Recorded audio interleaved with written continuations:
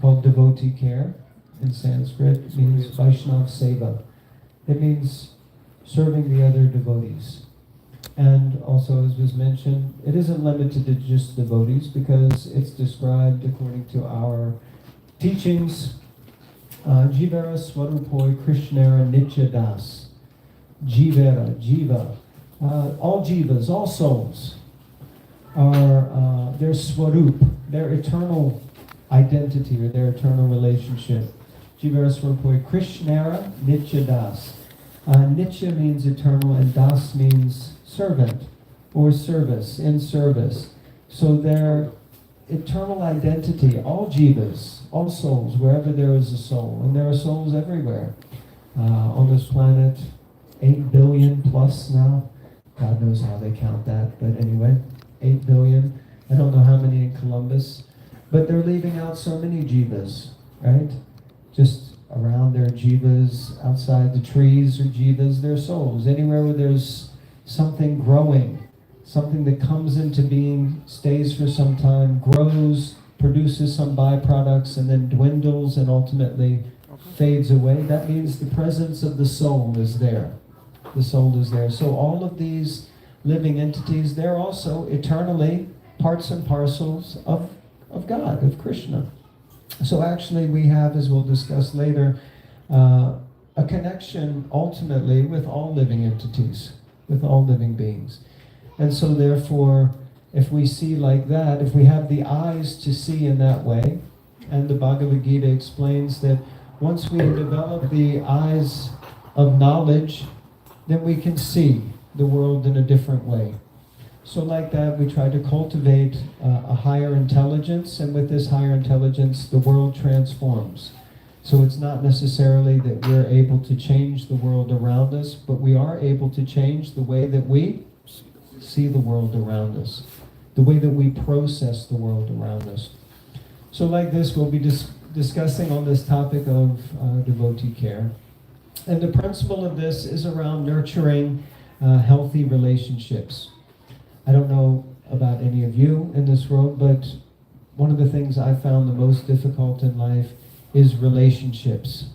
You know, it's easy to manage things, right? I can move this, or Prabhuji came and helped sort this thing out.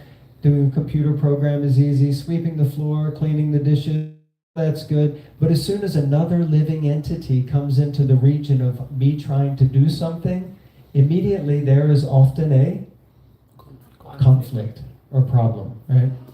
Before my wife and I were married, our spiritual master was at our engagement, and he said to us, don't think that married life will be easy. He said, because there are no two false egos, no two egos who are meant to be in the same room or together so much without having conflict. He said, even the master of ahimsa means non-violence, means no fighting. Even the king of ahimsa, who's known as the king of ahimsa on this planet? Promoting non-violence? Buddha. Who? Buddha. Buddha? Yes. After Buddha, Mahatma Gandhi. Right? He was non-violence. He was promoting non-violence. And then Marge said, even Mahatma Gandhi used to fight with his wife. So, having arguments, disagreements, anyone has that experience? Am I just talking for myself? Anyone has the experience that relationships? So I think she's trying to encourage you. Prabhuji, you have some issues, okay? We're going to talk about that. Don't worry, you're not alone. We all have these challenges. Relationships are very difficult. And in one sense, you can say that's why we're here in the material world, because we have challenges with relationships.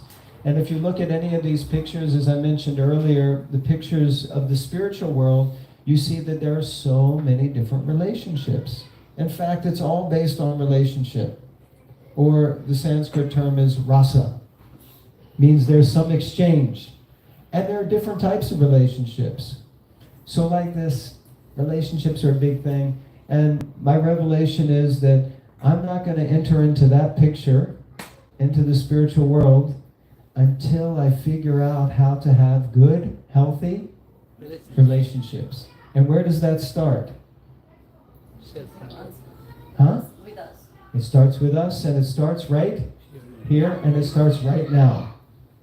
We have to make that decision. And that's something we can consciously do. Krishna has given each and every one of us a wonderful and divine gift that is simultaneously a gift and a curse. And it's called free will. He gives us the opportunity to choose. The nature of the soul is anandamayo vyasa, which means the soul is seeking pleasure. Who here is looking for pleasure? No? Only the kids raise their hands, right? No. These two personalities, they raise them.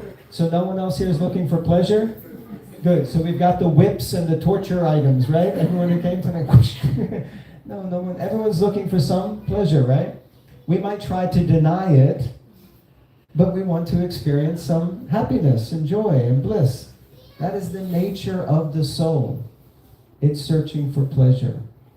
And pleasure can only be found really in exchange with another living entity, with someone else, the deepest pleasures. Because even if what happens if you have something in your life, what is the first thing you want to do with it?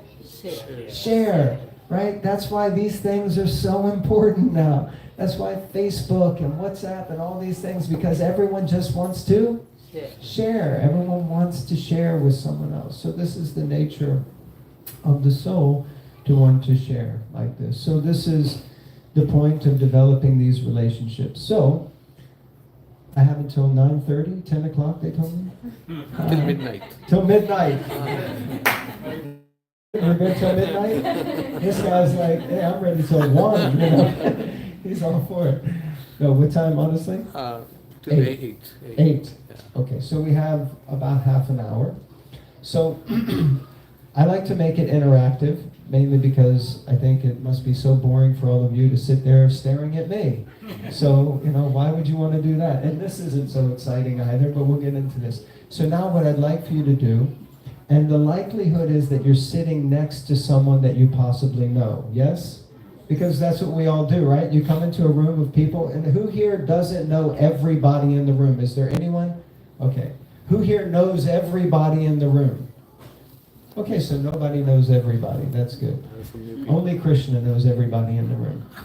Okay, so I'd like for you to now look around and turn to a person that you do not know. Okay? Don't start yet. But you're going to partner up with someone that you don't know. And right now everyone's like, oh God, why is he doing this? Everyone's the same, right? And everyone's thinking, oh, if I had known it was going to be this kind of a session, I would have stayed at home, right? Because no one wants to talk to a stranger. But I tell you, in 5 minutes, I'm going to have to ring these cartels so loud to get you to stop talking that you'll be like, wow, that was like liberating, and it's the same every time. Okay, so we're going to get you to turn to a person that you don't know. And the first thing we'd like for you to do, of course, is to introduce yourself. Just tell your name and share your name with each person. And make sure, because there's always one person who's a good listener and one person who's a good talker. So you talkers and listeners, make sure you exchange with the other person. So you're going to give your name, and I would like for you to just share why you decided to come here tonight. What made you come here? Maybe it was your husband, maybe it was your wife, maybe it was the kids, maybe you took a wrong turn at Albuquerque. Whatever it was, just share that. And then also share, just very briefly, shortly, what do you think is the most important relationship? Everyone got that? Your name, why you came, and what you think is the most important relationship. And we're going to give you 3.5 minutes. Okay?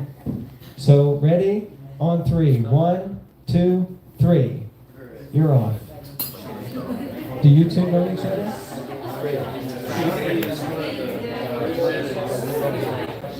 Everyone knows. So no problem if you know each other, no problem. Whoever you know the least.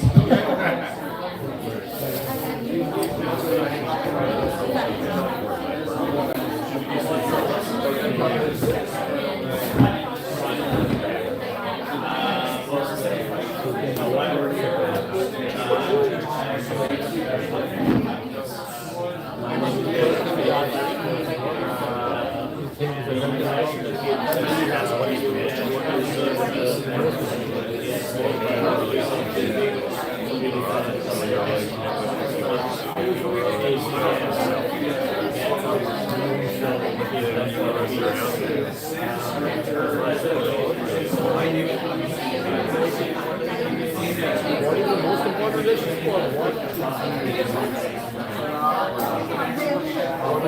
What makes a relationship?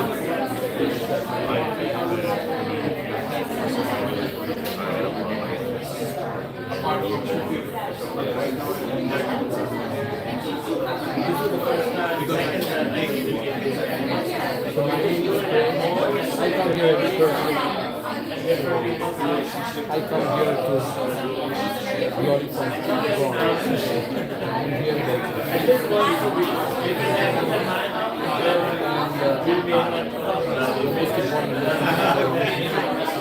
will go because that will continue for all the relationship. With time, I will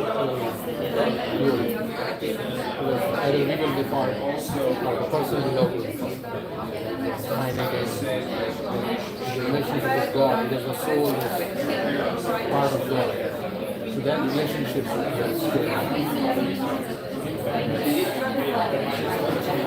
Most important. And when you have that relationship with God, then you see everybody as child of God. And then you have a good relationship with everybody. You love God, you love His relationship. You see God, part of God in everybody.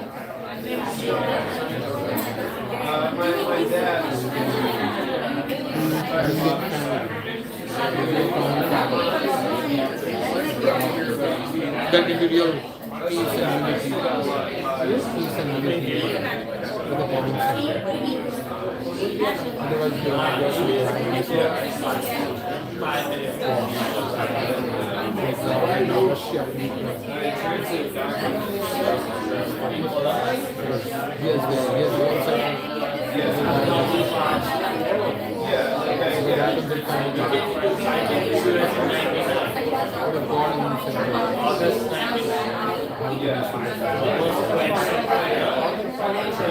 relationship should be based on love. Love is not just some physical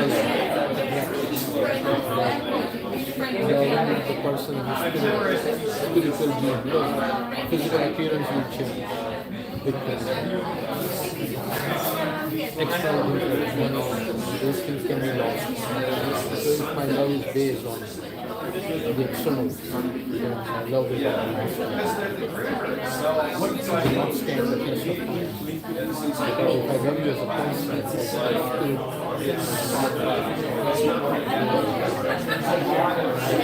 love sustains.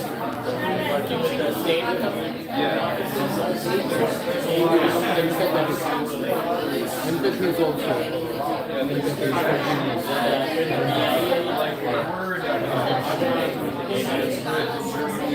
for others.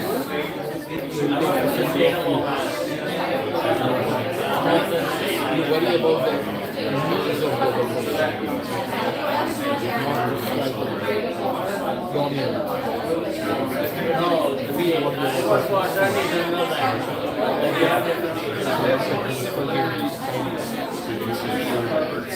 Then you will be a genuine well-wisher.